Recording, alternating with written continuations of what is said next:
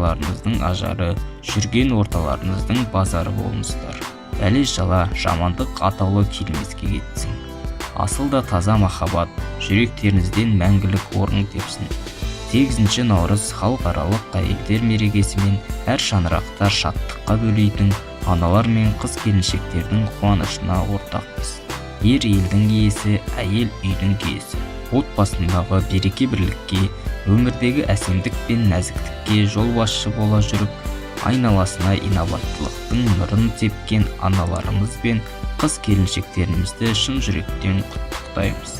Мерекелеріңіз құтты болсын.